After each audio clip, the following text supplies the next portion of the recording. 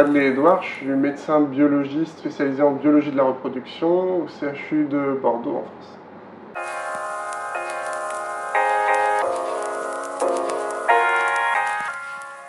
On prélève les ovocytes chez la femme, on va les enlever au bloc opératoire en fait, lui faire une ponction. On va les récupérer au laboratoire. Nous, maintenant, à partir de ce moment-là, nous on les a dans des éprouvettes en fait.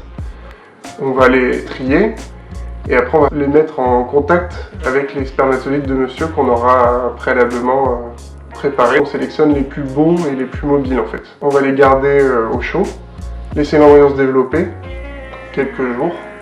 On peut aller jusqu'à 6 jours du coup. Et après, on va évaluer ces embryons et ceux qui nous paraissent avoir le plus de chances de grossesse, on va pouvoir le transférer à ce moment-là. Le remettre en fait avec un tout petit cathéter, c'est un petit tuyau, et le remettre au niveau de l'utérus. Et là après, on attend de voir si l'embryon va venir s'accrocher, s'implanter, et ça, après, c'est une grossesse normale.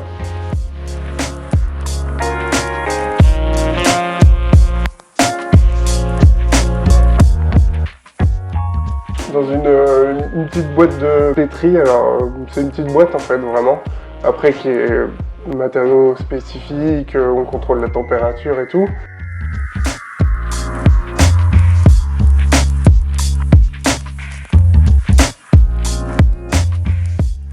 Si les spermatozoïdes de monsieur, il y en a assez, on va juste mettre les ovocytes et les spermatozoïdes à côté, donc on les rapproche énormément pour que la fécondation ait lieu quand même naturellement. Soit si les spermatozoïdes de monsieur sont moins nombreux, à ce moment-là, on va directement mettre un spermatozoïde avec une aiguille dans l'ovocyte.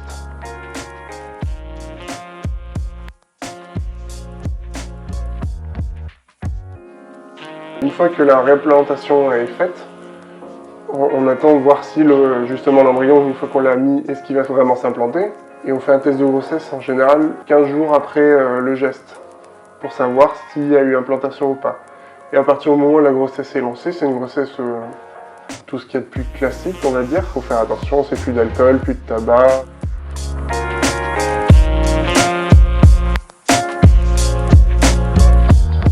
Les enfants issus de fécondation in vitro ou d'insémination ou toute technique en fait d'AMP, c'est vraiment les mêmes en fait. À partir du moment où l'embryon s'est implanté, il se développe exactement pareil. C'est une grossesse tout à fait normale, l'enfant il sera en bonne santé. On ne fera pas la différence dans une classe qui est né par fécondation in vitro et qui ne l'est pas né.